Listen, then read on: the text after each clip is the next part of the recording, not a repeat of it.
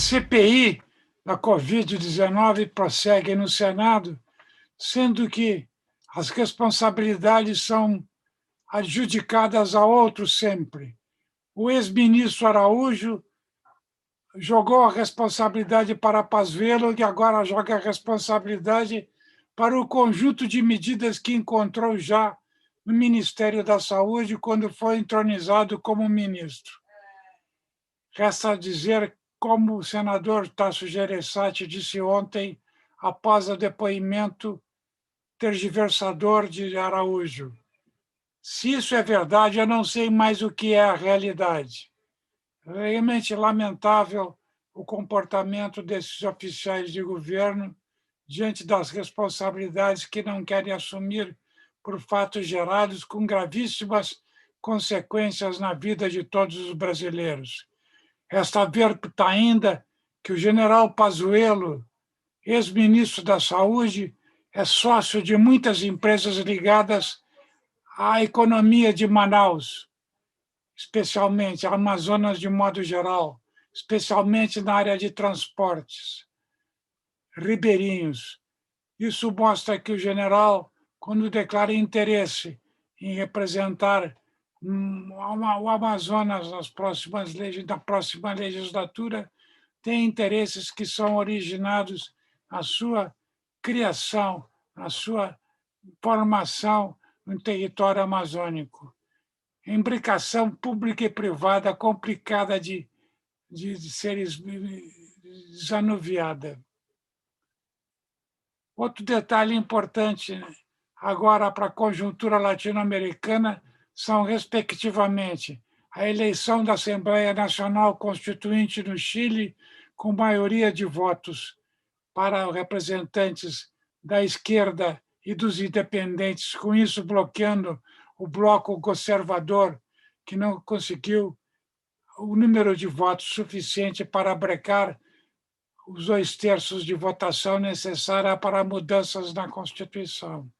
Também é bom lembrar que as revoltas da Colômbia, que causam uma grande crise sistêmica no território, são resultado da intolerância popular com os níveis de tributação e mau governo.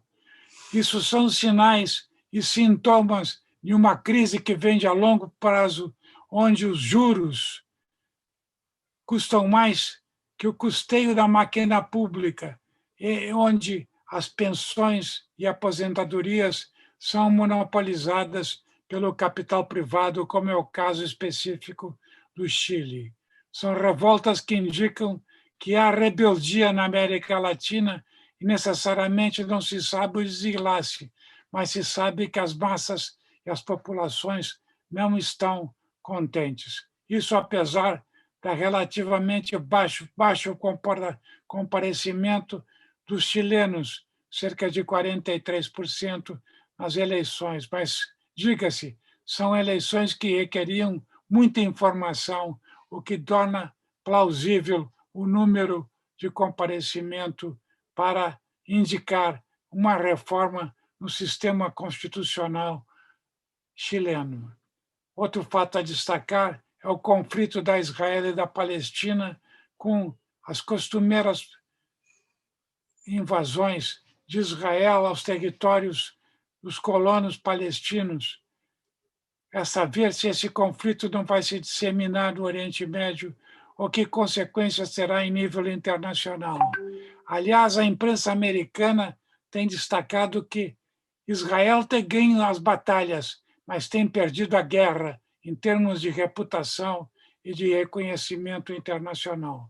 Vejamos os próximos acontecimentos dessa tragédia que é o conflito interminável entre Israel e os palestinos.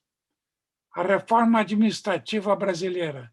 A reforma administrativa brasileira teve, nessa segunda-feira, a leitura na CCJ do deputado Darcy de Matos, do PSD de Santa Catarina, um texto que pode ser votado nessa semana ainda na Comissão de Justiça e Constituição e Justiça da Câmara Federal. 2 restrições constitucionais são afastadas do relatório do deputado Matos.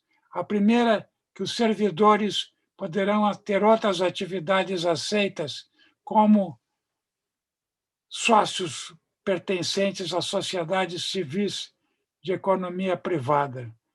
E segundo, que se extingue a possibilidade de que autarquias possam ser fechadas, exterminadas por decreto governamental, exigindo-se que a extinção de autarquias, como, por exemplo, IBAMA, INSS e outros, exijam projetos de lei específicos para que possam ser resolvidos.